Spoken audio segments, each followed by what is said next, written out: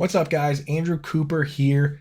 We are getting closer and closer to the season. As we get into August, early September, we're going to talk a lot about players that we like. We're basically just going to be talking about targets, right? So before we get to that, I want to do a couple last concept things just so we square that away, and then we can focus on building our rankings and really getting into the players themselves, right? So for this concept, I want to use the dynamic tier quarterback rankings to help you guys kind of understand a couple myths that are out there and realize when it might be hurting you in your fantasy drafts. One of the biggest ones, and this disproportionately affects people that actually pay attention to podcasts, Twitter, articles, more than it does other people that are kind of just in their own space in their home league, because what ends up happening is you listen to advice from people who end up playing in different formats than you're playing in. And you take those concepts and those ideas and try to apply them to your league, and it's actually hurting you.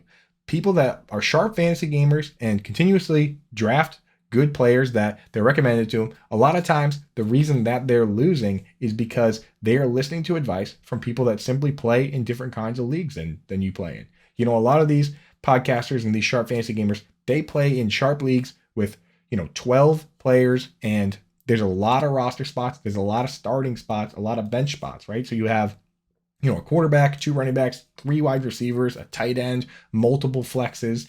That might not be the same as what your hometown league is, right? So when they go out and say, oh, never draft a quarterback early and never draft a second quarterback and all these things that we're trying to correct with these dynamic rankings, that might not apply to your league. Let's say, for instance, you have a small hometown league and it's, 10 teams and there's a quarterback and 2 running backs, 2 wide receivers and a tight end. And, that's essentially a kicker defense.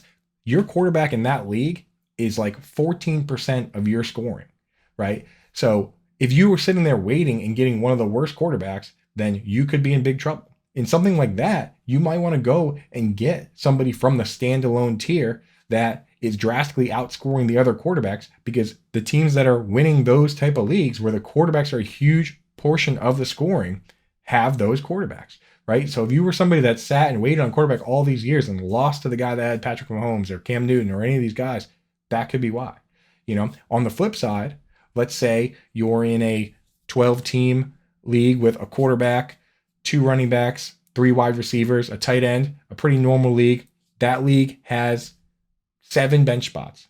If you're in a league like that, you can wait on quarterback. That's the type of format where you listen to that advice and say, you know what?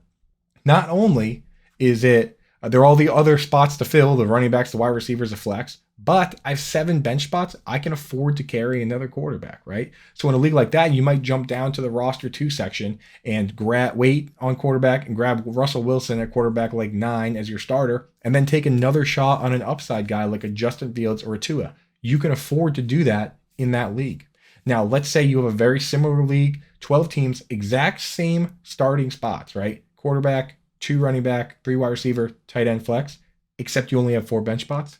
That changes the way you should think about your league. If you only have 4 bench spots and all those starting spots and all these bye weeks, you can't afford to have 2 quarterbacks, right? And not only that, because there's only 4 bench spots, that means there's going to be a lot more players on waivers. It's going to be a lot more reasonable for you to go out and find a replacement quarterback on waivers, because other guys aren't going to be rostering 2 quarterbacks either, because they can't afford it either. They need running backs. They need wide receivers. So in a league like that, you only draft 1 quarterback. That's why these dynamic rankings can really help you get into the mindset of, what do I need to do in my league for my format, and how do I want to balance upside versus standalone value versus floor?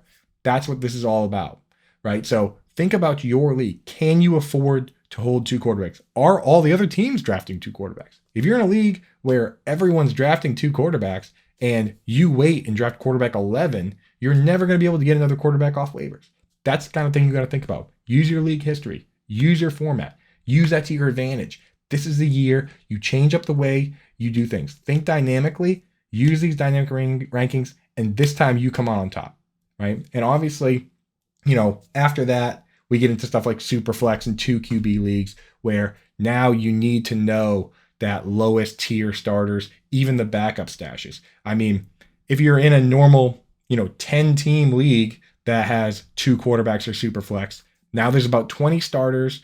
Most people are going to have 3 on their roster because you can do that. 10 teams times 3 is 30. So everybody can kind of have, 3 quarterbacks. I know they switch up with the, the guys that are backups versus, the Mariotas versus the Ritters. So you got to keep an eye on that. But it's pretty comfortable there. There are some people out there playing 14-team super flex leagues. And in those formats, it gets cutthroat, right? Now you need to know all the guys in the very bottom tier, the backup stashes, the Desmond Ritters, the Malik Willises, the Gardner Minshews. I think I actually need to get Gardner Minshew added to the sheet. We'll do that with the first update. But these are the guys that you need to know about in these formats. Because if we're talking 14-team Superflex league, that's 28 starting QBs. There's not really even 28 viable quarterbacks to start. So you have to know that information. This is what we're trying to do here with these different tier rankings is get you to think, can I afford 2 quarterbacks in my league? Do I want to go safety and upside pairing? Do I want to go double upside? Is my league one where quarterback is incredibly valuable, where, there's not a lot of starting spots and it's a 6-point passing league? Do I want to spend up for Justin Herbert in that format, right? This is what you think about. This is what we're doing, thinking dynamically. Let's go. All right, guys, I'll be back next week to talk a little bit more about the concepts. And then after that, let's just get into players, talk about the fun stuff. All right, guys, cheers.